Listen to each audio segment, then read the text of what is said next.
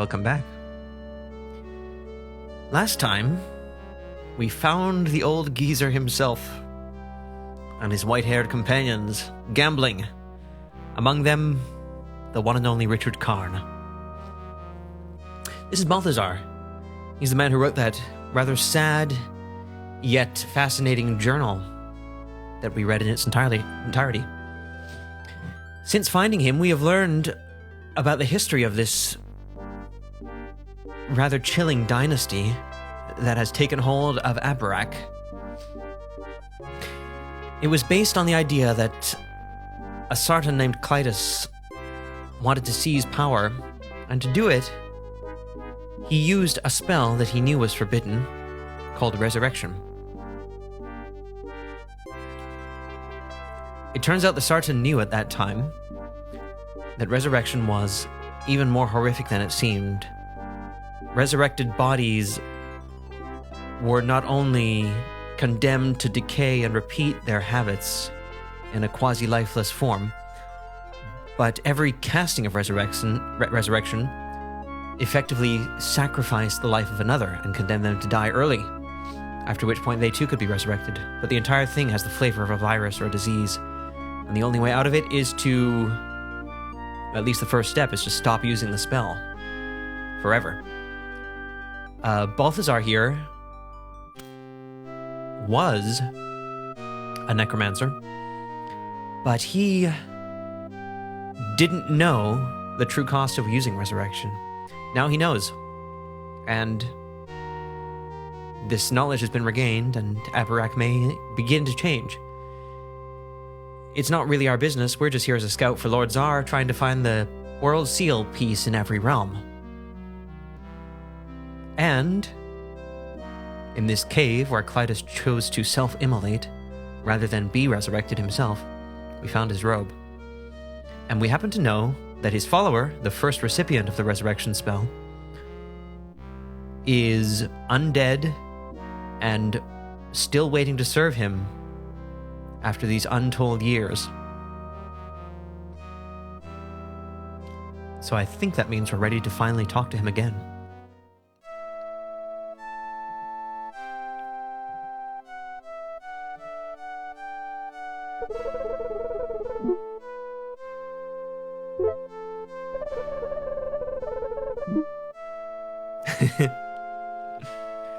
Lexi says, so it's kind of interesting. I don't know if you meant to elaborate or if that's just your capped end to my monologue. Balthazar's strong gaze. He is a man who seems to know what he wants. He's focused on the literary. If he was a child, he'd be one of those children.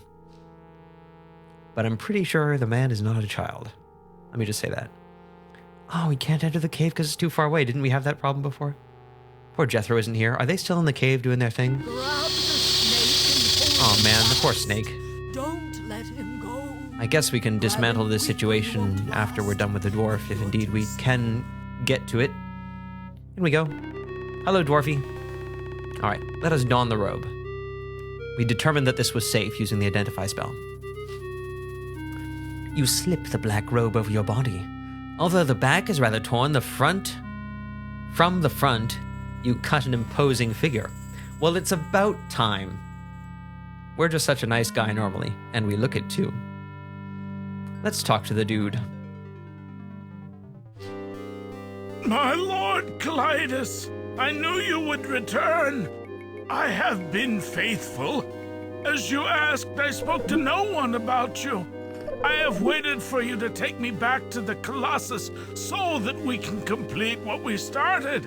Take me with you, my lord, please. Take me with you. Yep. Wow, we can have a conversation with this guy. The dwarf studies you with his one rheumy eye, sees the vague form of the black robe, and then smiles an unsettling sight. This is the dwarf. Do you know the way through the catacombs? Of course I do. A dwarf never forgets his way, especially through underground tunnels. I could find my way to the Colossus blindfolded. This guy has enthusiasm. Lexi, since he knew the price, did Did he self-immolate because he didn't want to come back and lose his dignity, or because he found dwarves and mensch in general more expendable? Oh, good question.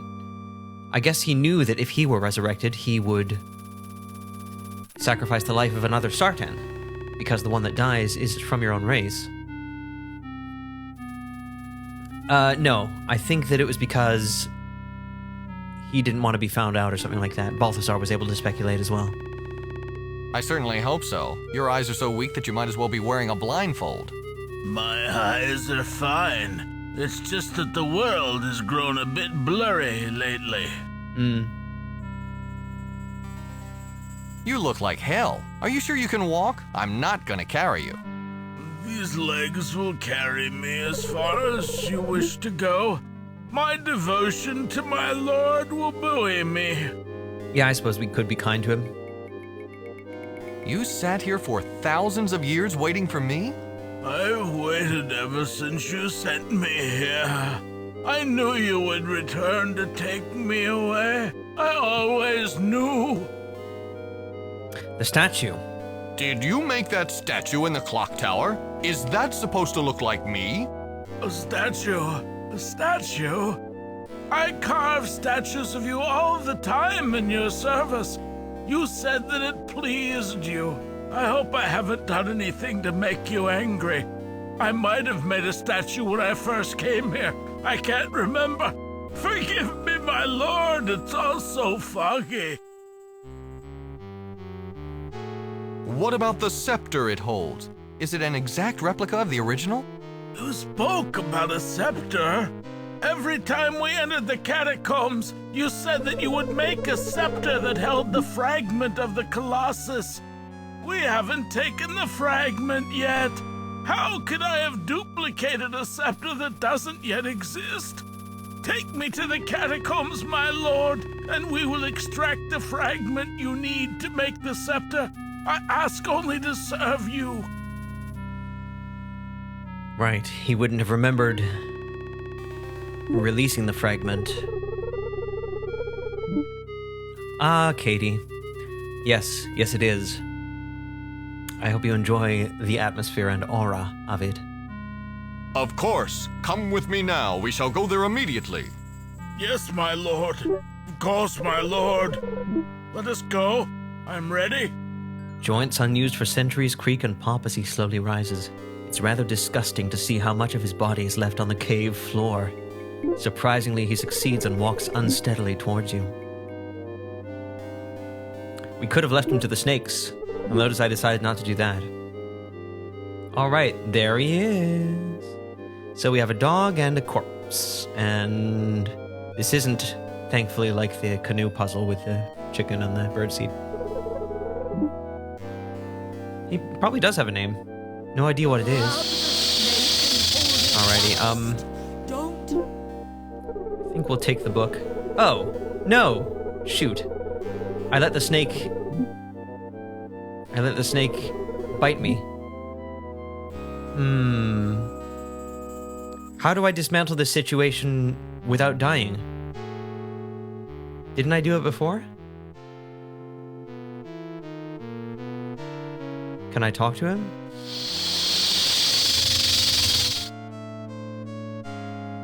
Nope. Let me know if you can think of how before we leave this continent again. I guess they could stay like this forever. The snake will probably die. That's the main thing that's tragic about it. I don't really mind if she still gets to read for the rest of her death. And Jethro seems fine. He gets to be read too, right? Maybe that's a little bit better. Katie says, I literally laid in bed last night for hours unable to sleep, so now I'm running on fumes. Yes. I imagine that sleep will find you eventually. Don't you think?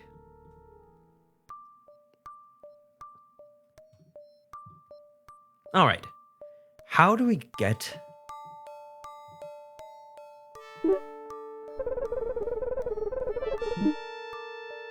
Yes, I'm not alone in that, Lexi. How do we get the scepter,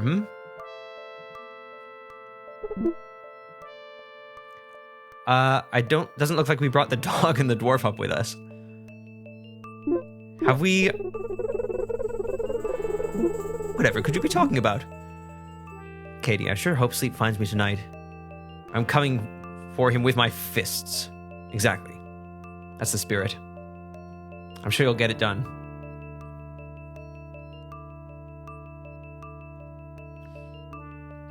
That explains the line, doesn't it? It's a line from the rune in the Colossus.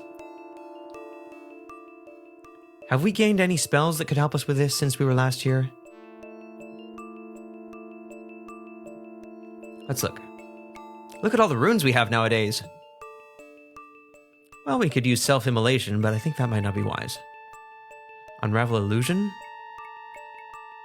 If there's some kind of an illusion here, then maybe that will do something.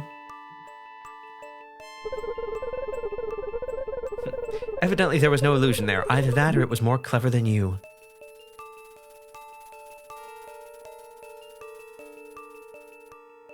Put on some bumpin' party music. It's quite the conversation. I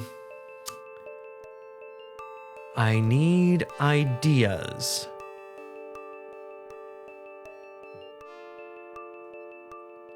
And I don't think we've been able to get this guy to leave on the tracks and go outside.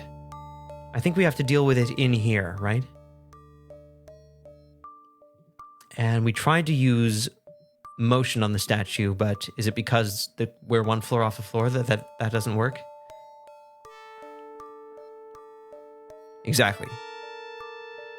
This far from the ground, the spell has no immediate effect.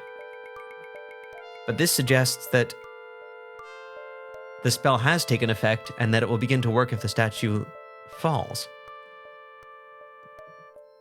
We got this vice, though.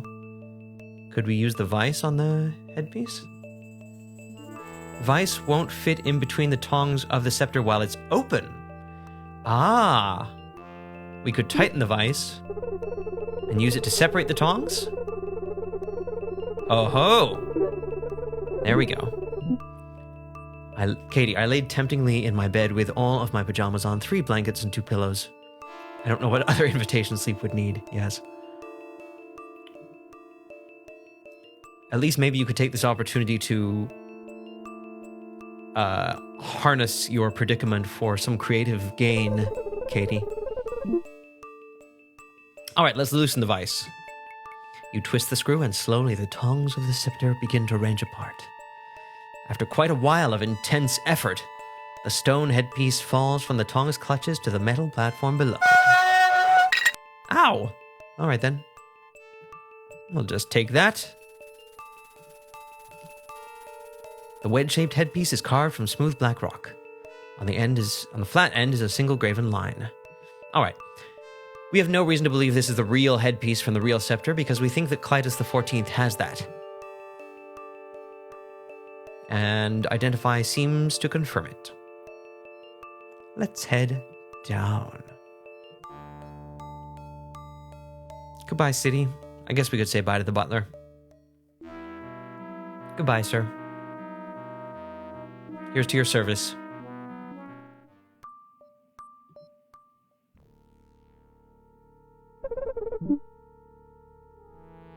Yeah, I think maybe it is better that way. It is sad to leave the snake like that, but those two at least get some company. They have a chance at some kind of an interpersonal relationship. Okay. So we could go back to the secret cave, but I think we can now go into the catacombs.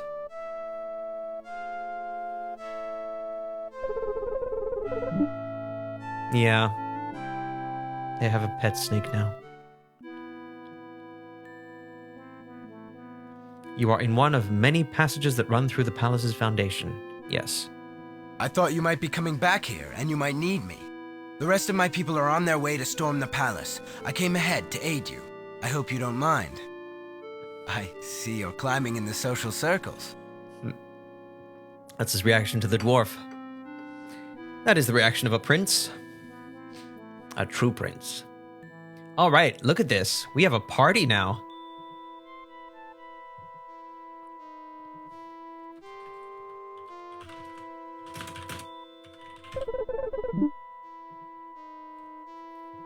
In we go. The Colossus! Break the rune! Break the rune! My lord commands me! As soon as you open the door, something lights up in the dwarf's mad eye. He screams. Totally beyond reason, he pushes you aside and charges into the catacombs. He has been waiting. The door slams shut behind him, catching his rotted shirt in the door jamb and tearing a piece of the cloth off. His footsteps echo as he runs deep into the maze. The dwarf's screams appear to have alerted the guards at the top of the stairs. You hear some questioning grunts and loud stomping. I guess we could hide in the jail cell. But instead, I think we'll take the cloth and hold it fast, not let it go. We've got the stinking rebel trapped now. Only Clytus knows the way through the catacombs. He'll be here in a second to track that lowlife down and kill him. You hear me, rebel? You're going to die! Fascinating.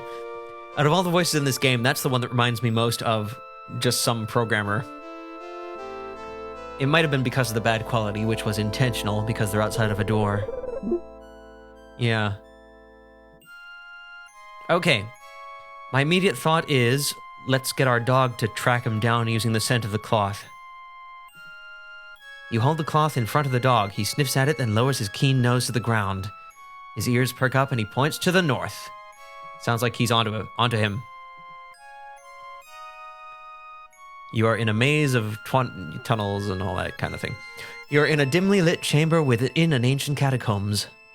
The dog sniffs a bit, then points to the north.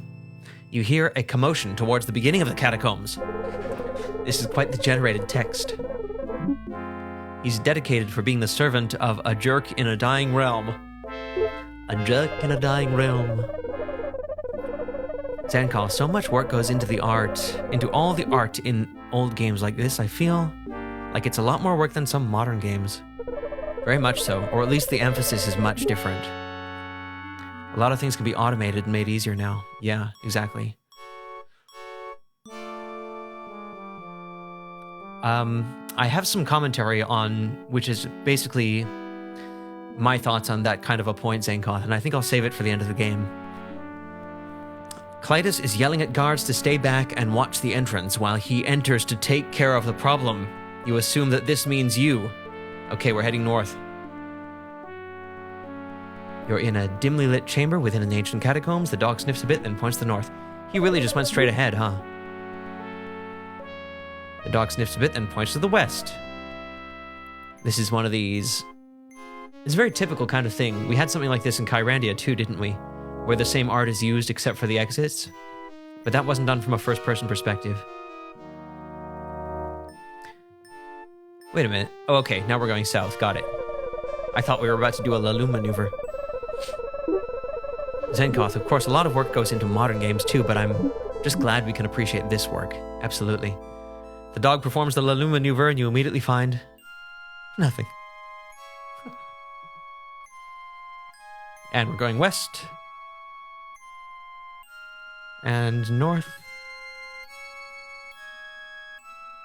The footsteps get closer. From the sound of it, there's only one pursuer. But he's running. He knows these catacombs well, and he's gaining fast. I wonder why. Why is it a maze? All right, and north. And west. And north. And north. Gosh, could we have explored this entire maze and maybe even made it to the end if we hadn't had the dwarf or the dog? If we just, you know, done a traditional Kyrandia map or a mist map. Here we are. We found it. A huge stone spire rises from a pool of lava. Its surface is covered with the ancient mystic runes of the Sartan. 10 points. The footsteps continue to pound behind you, very close now. Okay, so the question is, what do we do? We need to get that sucker back in there. But first we have to dispel the illusion that we know is making it look like it has already been repaired. Also, where did the dwarf go? Did he just throw himself into the lava or what? Huh. Alright. So if we mess up, we'll have to load from our last save.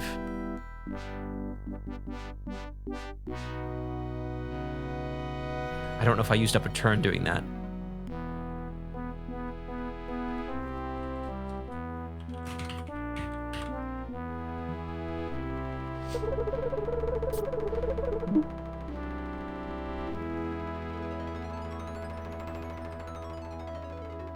He's dedicated to not bringing help because it's his secret his daddy told him and no one else gets to come. Everything is dedicated today. Trick mumble mumble into self-immolating? That seems like something this game would do. I don't have a particular memory of it happening, but I wouldn't be surprised. Because I think we do use every spell we get. Maybe? Have we used cold yet? Maybe we haven't used cold yet.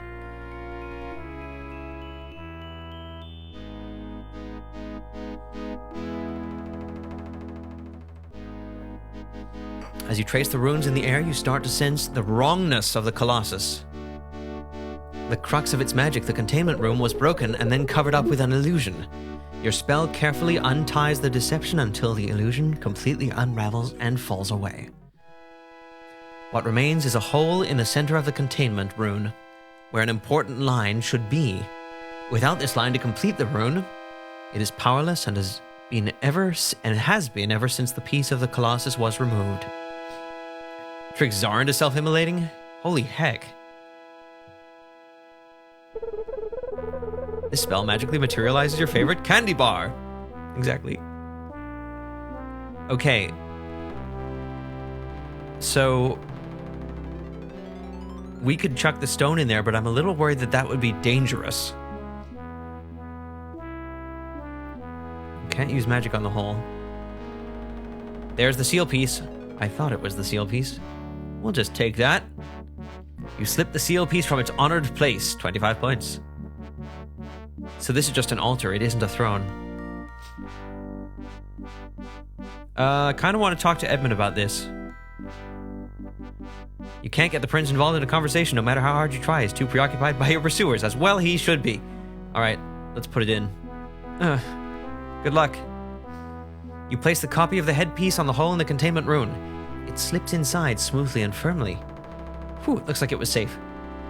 The lines carved on top of the headpiece connect with the remainder of the rune and complete the spell. Immediately, the rune begins to glow. It isn't very bright, but you sense that the spell is working. The Colossus's magic is being held inside the spire. None is leaking out as it did before. Look at that spire, it's all runes. Patron, I knew you would be trouble. I should have killed you when I first had the chance. And the young prince as well. It seems that I have been far too generous lately. I'll have to rectify that. Just as you back away from the Colossus, Clytus himself comes charging into the room, panting. He and the dog might get along. He stops and looks right into your eyes. He and the dog might get along. Let's see what happens next. The Sartan lifts his scepter and holds it dramatically in front of his body, but nothing happens. He tries it a few more times, staring in disbelief. The prince laughs, draws his sword, and pounces on the confused dynast. Clytus doesn't have sense enough to scream, but looks bewildered by the sword wound left by the prince's attack. He topples into the moat of lava surrounding the Colossus as the powerless scepter falls from lifeless fingers. Well, that was easy. Why did the magic stop working? Is it because it was drawing from the Colossus's magic and it couldn't get its fix? Before I die, you look like you could use a candy bar. That was immolation, even if not self. He certainly had a part in it. So, Haplo, you are a patron. I know about your race. Balthazar taught me well. This should make us enemies, but you have helped me. You have helped my people. Perhaps you did this for your own reasons, but I owe you a debt of gratitude, and I still consider you my friend. That's what we're talking about. We have two Sartan friends now. The prince steps over and picks up the scepter. He hefts it in one hand, while he holds the sword with the other, and he looks at us somberly. I thought that this was my most valued possession. Now I know that I value my subjects, my world, more. I want you to have it, to make certain that you do not forget us. If Abarak is to survive, we must be linked to the other worlds, and you are the only one that can do this.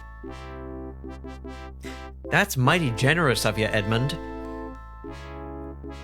Though I have to admit I'm confused about why you think I am the only one who can do it. Why would you even say that? You at least speculate that we do have reasons. We haven't told you the reasons. Take the seal piece. Go back to your ship, through Death's Gate. Save this world, Haplo, my friend. We need you. Oh, great. Now we're gonna have split alliances. Because you got farther in one day than they have in generations? Yeah, I suppose you're right. The real treasure was friendship all along? He did give me friendship, but he gave me an awesome pendant and friendship. And a pendant. Now, I must clean this palace of the filth Clytus left here. My people should be in position by now. They're not even needed. We defeated the Dynast. I guess they do need to take care of those 2 guards. Especially the super screamy one. Well, yeah.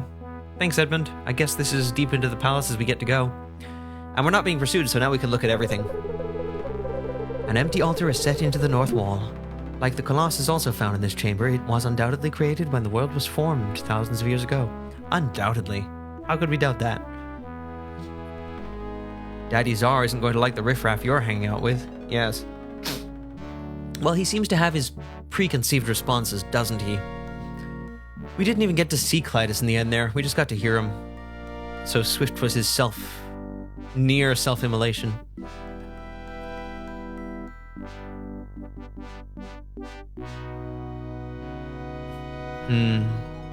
That's poignant.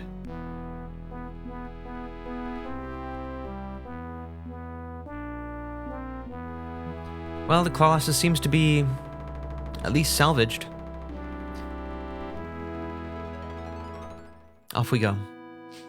You wander back through the catacombs to the entrance. How do we do it? I don't know. You are in one of many... Yes. Okay, we'll save.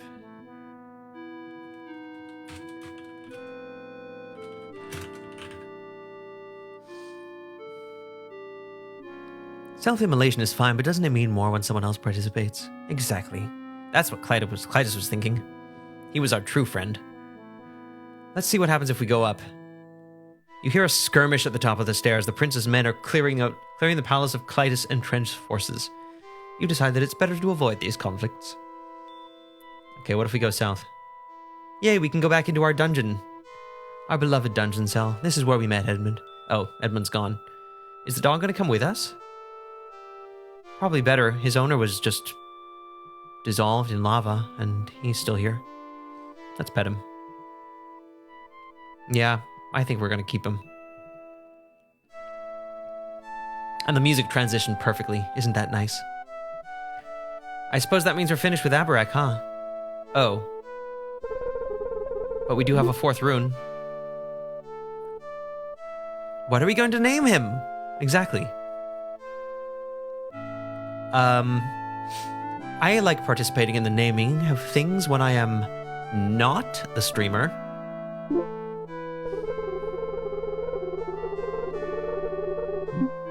Katie says dog seems a whole lot cooler about the whole situation than Missy would be. Yes. I mean, I don't know Missy that well, but yeah. Yeah, good point, Lexi.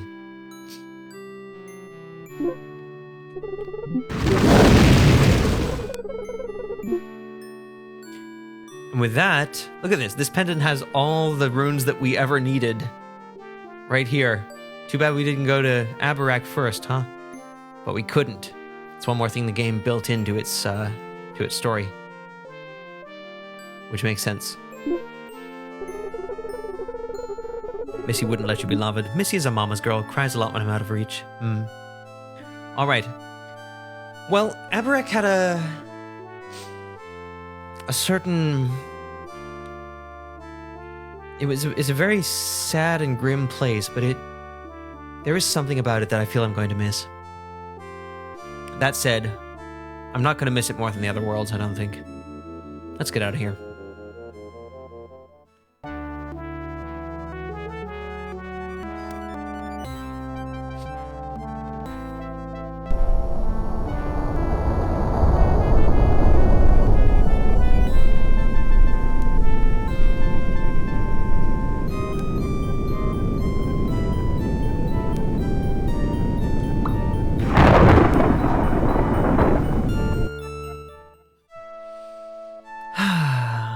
Well, supposedly we're back. And we have a dog. Oh. Dwarvel. In honor of the loyal dwarf? No. Dwarvel is not a bad name, though, for the dwarf. We did want to name him too, right? Hello, Zar. How have you been? Do you, like, sit up and stretch every 45 minutes or so? Because you probably should. You produce the stone seal piece while recounting your macabre experiences on Abarak. Quite unexpectedly, instead of focusing on the large number of surviving Sartan there, Zar asks you to elaborate on the art of necromancy. He even asks to see the spell book that shows the spell. Those are your priorities? Why are those your priorities? I mean, it's natural to be curious. We do want to learn magic. It appears that these Sartan have done our job for us. By using necromancy unchecked for thousands of years, they've decimated their own race. I'm sure it's fair to assume that there are only a few stragglers remaining in the other realms, like your Zifnab, if any are left alive at all.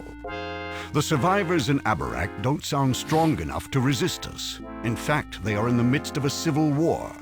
Once the world is reformed, the resulting chaos will be perfect for our army to walk in and destroy both sides. Seems logical.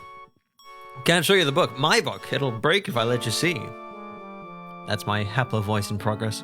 You've done your job well. There's only one world left, and I hope what you will discover there will be no surprise. Many coffins filled with dead Sartan. If you haven't already, take the amulet that your prince was foolish enough to give you and transfer it to your steering stone. Go to Chelestra and bring back its seal piece.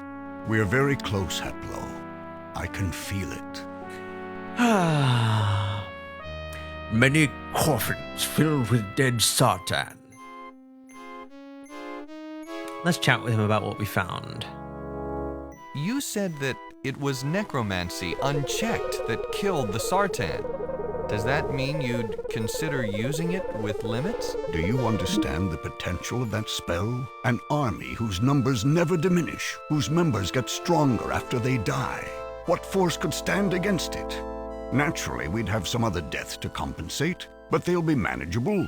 After a few skirmishes, the mere threat of our army would be enough to enjoin surrender. Then we wouldn't need to use the spell anymore.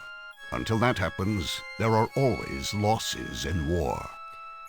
Sounds like this guy's moral compass is... Even if it is, it's pointing in a questionable direction, it is quite fixed. He knows what he's willing to give up to accomplish what he wants to accomplish. Prince Edmund placed his faith in me to save his world. That's why he gave me the amulet. This is from the race that consigned you to an eternity of torment, and he asks you for help. Are you seriously considering his plea? Look at his situation. His people squabble among themselves like mensch. Even now, they are in the throes of a civil war. Naturally, he wants you to help him. You represent the greatest threat his kind has ever known. He must not have realized what his amulet would mean to us, but it is our responsibility to take advantage of it. That is the most upset we've ever seen Zar. But Daddy, I love him! Hey Zar, before we go into this war where you will inevitably become the one and only ruler, you should have a bite. Want a candy bar? Sorry, you warned me against mentioning Edmund, and I did. You don't just represent yourself. You are the vanguard for our entire race. Don't let your emotions get in the way of your mission. I'd hate to have to cut it short. Look deep inside yourself. You'll find that you are a patron. You were whelped by the labyrinthine fires of hate. Hate for the accursed Sartan that put you there. I can trust you, Haplo, because you are a reflection of me. You are my son, as all patrons are my children. Yes, he did just threaten us, yes. And then he soothed us. At least, attempted such. Have you learned anything new about the 6 Sartan devils that you were researching? It happens that I'm very close to finishing my research. I have linked 4 of the devils to the spells that they were responsible for, and the other 2 aren't long in coming.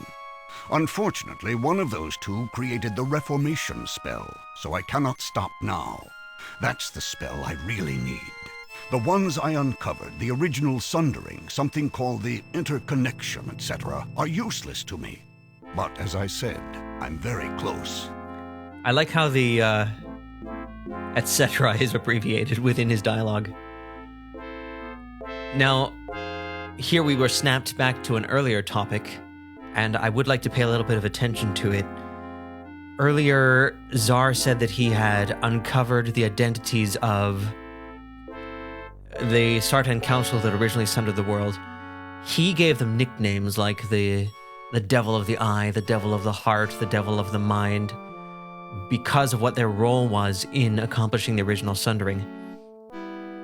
And now he seems to think that 4 of the devils, that each of them was responsible for a particular spell. He's linked 4 of them with the spells that they were responsible for. One of them was the original sundering. He mentions something called the interconnection, but he doesn't seem to know what that is. We know from all the reading that we've been doing that the interconnection is the completion of the Sartan's original plan, which began with the sundering. They want these 4 separate realms to work together without being in the same place in space, essentially. Because one has this kind of power, one has this kind of resource, and so on, and they think that that's a peaceful and stable, permanent home for themselves and the Mensch in the indefinite future. Zar plans to reform the world and undo the sundering. He says one of those 2, the 2 that he hasn't linked with spells, created the Reformation spell. That means that he wants... that's the spell that he wants, so I guess he's really on a track to finish putting that spell together. All right. That's enough for right now. I'd like to talk to you later if you don't mind. Very well. I'll be here. The devils, they're charismatic and smart. That's how you know they're devils. That kind of does make sense. Or at least there's a biblical touch to it. All right. Let's try talking to him one more time to see what happens. Yes? Was there something else you wished to discuss? That's enough for right now. I'd like to talk to you later if you don't mind. Very well. I'll be here. Okay. I guess we don't need to stick around here much longer. We can head off to the 4th and final realm. Oh, we can wear it. You slip the pendant over your head. That's nice. Oh. We have our rune bones too, we just never use them.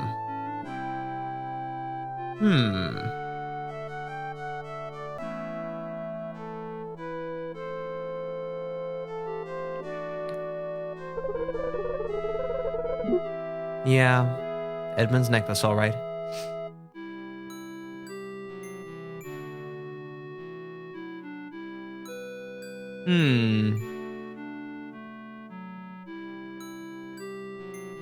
I'm still, of course, have to wonder about what Balthazar was thinking about with his, his illusion spell. If this is the Unravel illusion spell, can we put it away? Oh, we can add to it. Oh my gosh, we get the old simple beep. That also happened when we were reading books, yes? Use it on Zar! What, Unravel illusion? Please elaborate. Okay, so... can we remember this? Curl, curl, arc, and hook. So counterclockwise curl, counterclockwise swirl, arc, and counterclockwise hook. Let's see, where are these in our rune inventory? Is that the counterclockwise curl? And is that the counterclockwise swirl? There's one arc. I feel like the other one was broader, though. Yeah. And where is the counterclockwise hook? Is it there? That looks like it. So what if we used another rune that connects these ones back, which isn't this one? Like maybe this one?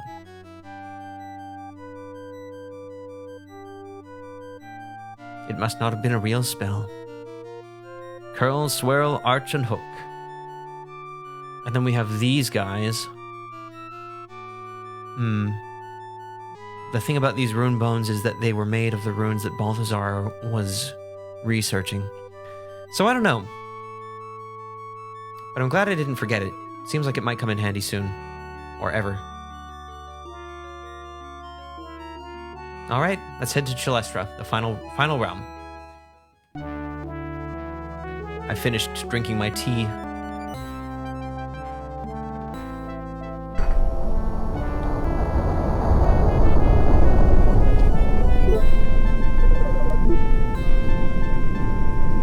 There are 4 realms into which the world was sundered, and we are now going to the 4th.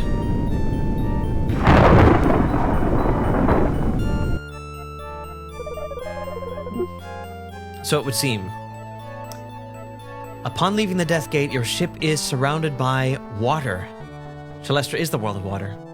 A light from an underwater sun glints off the crystalline domes of orbiting moons. It's like a solar system made of water?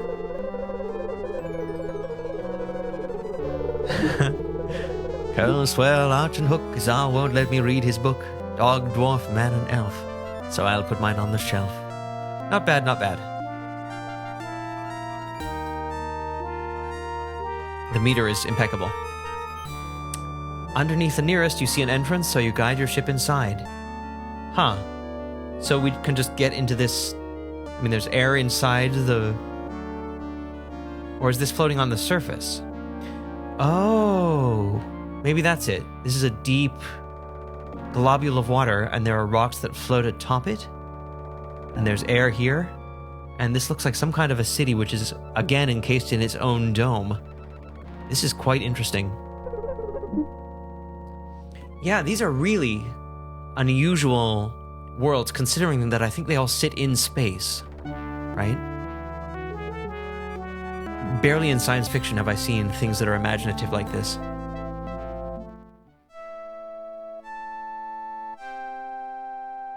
Okay. I like that the outer dome is angled. Yeah, it looks more like it's made of shards or some kind of crystalline substance, and the inner one is just more of a dome. Maybe it's just a giant snow globe. Alright, let's exit this ship and see what we can see. Your ship has landed on a beach which rises to a dark cave in the rock wall. A shimmering city lies to the west. You notice that the stone you're holding has started to glow a faint green. It also tingles a bit in your hand. If you weren't around for the stone, Zifnab gave us that. He said it would only glow when some seriously intense source of evil was near. There it is. Zifnab's stone is unremarkable in shape, glows a slight green, and tingles to the touch. We're supposed to crush it when it's really glowing intensely. Okay, so that's not a good sign. If we didn't have it, we might not be suspicious. Except that this cave is pretty ominous, and the music doesn't sound particularly leisurely or awe-inspired either. Zar doesn't make it glow, and that is disappointing. Well, then maybe Zar's not that bad. Did you ever think of that? If it doesn't work when crushed, you can throw it because it's a rock. Correct. Okay. So should we head to the cave? Your ship. And the city is over to the west. Let's go for the city. A thick wall surrounds a city-sized glowing dome. Look at it. In front looms a gate upon whose door is a huge graven spell. You get the distinct impression that you are being watched. I guess any good city would have a security camera, but I don't know if we feel like we're being watched from there or from somewhere nearer, and the stone appears to be glowing slightly brighter now. It glows with a strong green color. Just touching it sends needles of pain through your skin as if in warning. Okay. Buddy keeps bopping you on the head because he wants you to throw his toy. He probably should, don't you think? Let's look at the spell. You recognize the spell from Balthazar's book. It is a warding spell, designed to keep out foreign magic. Unfortunately, it also keeps everything else out, including you. It just brings it back. It's futile. Okay. Oh, wait a minute. Now I think I'm starting to get the picture. Don't know if this is advisable, but we know that ward and possession are related, right? Okay. Keep your eye on this.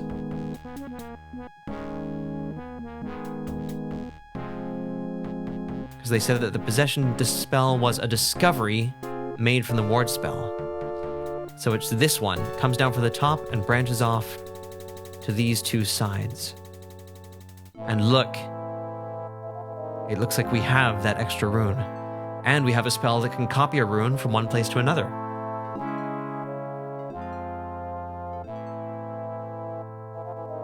I wonder.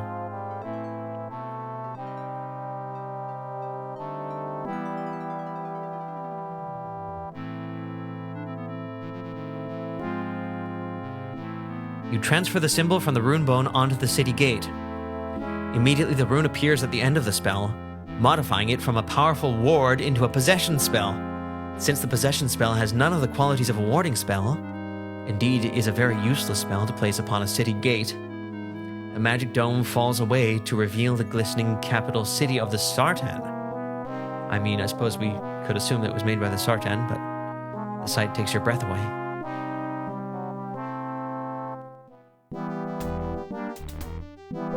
You find it very hard to regain your lost breath as you are struck by a wave of terror. All the glimmerings you've experienced before this are nothing compared to the fear that grips you. You've never ever been so afraid. The sheer emotional impact throws you to your knees. Blood rushes into your ears. A shriek emerges from the depths of your being. In the labyrinth, you always used to use your fear to advantage. It made you quicker, smarter. This fear is unreasoning. You can't control it. You can't use it. You don't even know what is causing it. Wide-eyed, you almost break your neck swinging your head around trying to spy the source. It isn't long in coming. A black, taloned claw strikes your back and sends you sprawling into the sand. You twist around but cannot rise. You stare into the blood-red eyes of a dragon. They show you your death, and you can but gibber in response. Lexi says, "Can you imagine, dear whomever enters, if you cause trouble, we'll use this spell on you, spell Rune of Death." So watch it. Unwittingly gives spell Rune of Death to enemies. Yes.